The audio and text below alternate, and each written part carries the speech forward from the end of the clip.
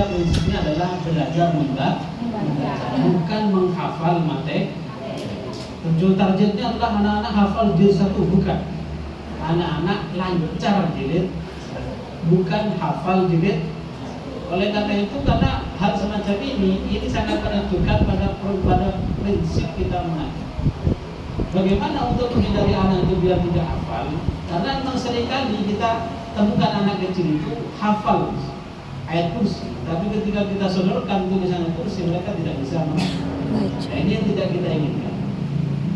Ada anak kecil itu hafal surat Al-Fatihah, tapi ketika disodori tulisan Al-Fatihah, dia tidak bisa membaca. Ini yang mesti kita hindari dalam proses KPMM, karena targetnya bukan menghafal materi, tapi membaca secara lancar.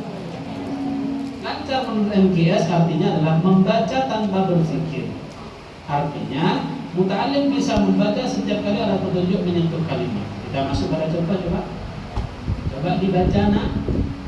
A I U berarti lancar. Coba dibaca nak. A I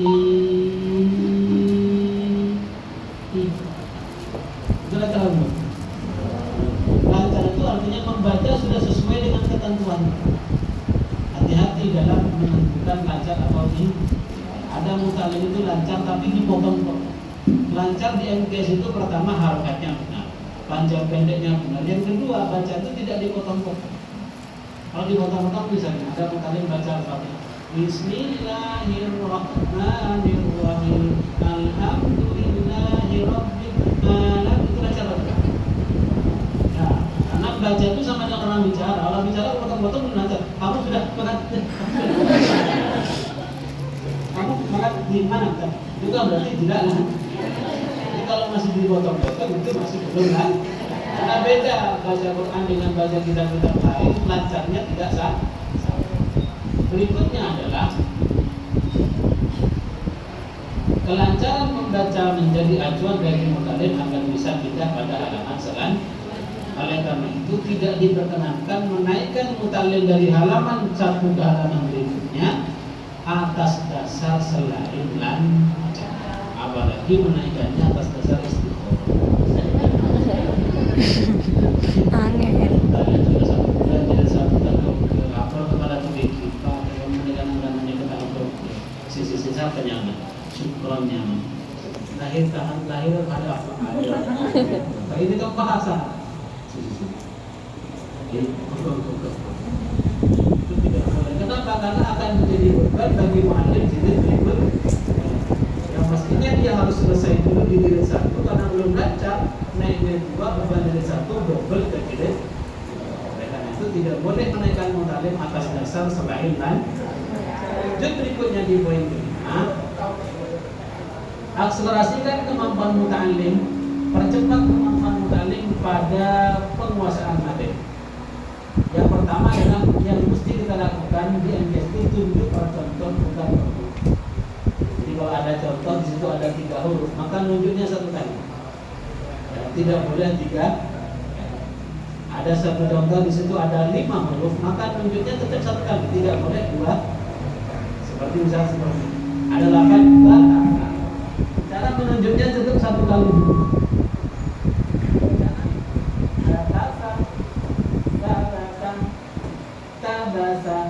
Jadi bukan batata,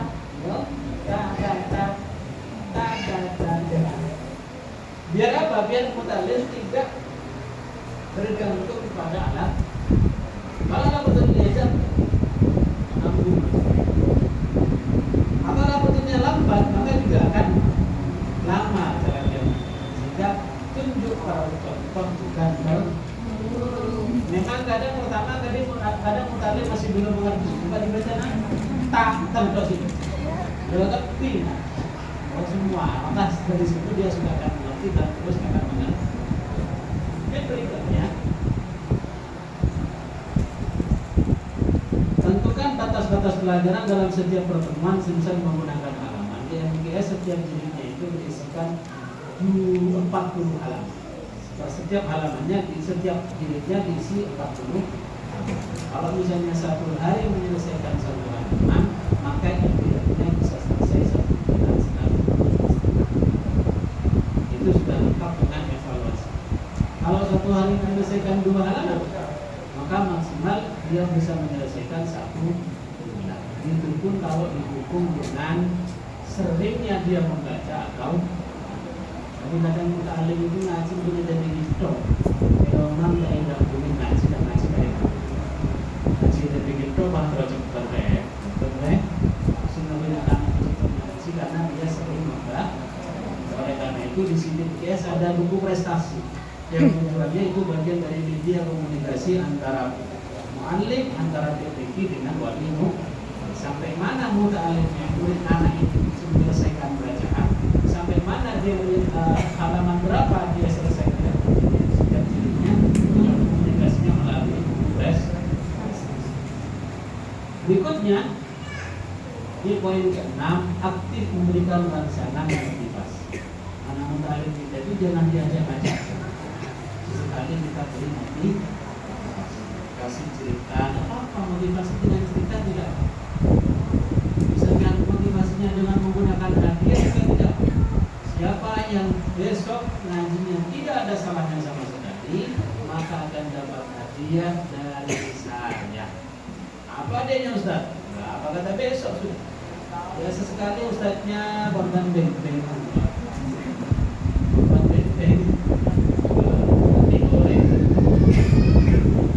Ya, selesai pengajian kita dan sesuai dengan janji kemarin, Ahmad pada hari ini sama sekali tidak ada salah, maka berhak mendapatkan hadiah dari saya.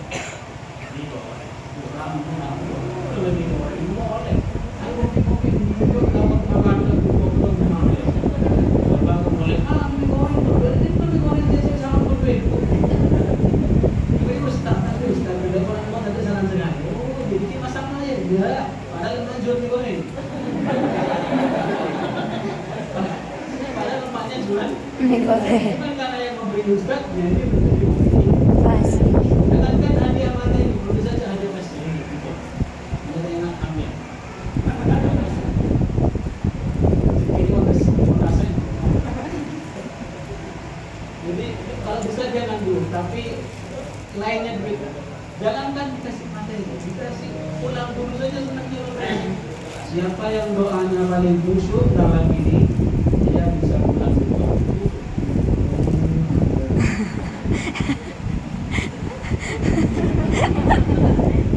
Amat malaikat mat. Malaikat. Sekali. Ternyata keluar dari kelas tak mau beri jendela. Yang kata situ hasil lebih. Orang sesuatu itu urusan amat, mulai katanya keluar dari kelas. Ternyata setelah tek mulai bareng. Itu sudah selesai urusannya Ahmad di A. Maka tak salah selesai. Boleh pilih mana Ustaz. Biar kata dia. Karena bagian dari motivasi yang tadi juga ya seperti tadi itu memberikan saya siapa yang tidak ada salahnya sama sekali besok, maka dia bisa pulang dulu. Bisa memulaikan dari cek abi betul. Di bawah setengah jam memulaikan. Kemudian boleh di mana? Di bawah setengah jam memulai. Ustaz mau mulai ke mana? Buat Allah haram mulai doa. Karena Ustaz tahu itu setengah jam memulai. Setengah jam memulai. Itu tidak diharapkan. Lanjut berikutnya di poin 7. Hindarilah menegur muta'alim dengan kalimat negatif. Ini juga bagian dari upaya kita untuk menciptakan suasana belajar yang menyenangkan. Hindari menegur muta'alim dengan kalimat negatif atau kalimat kasar.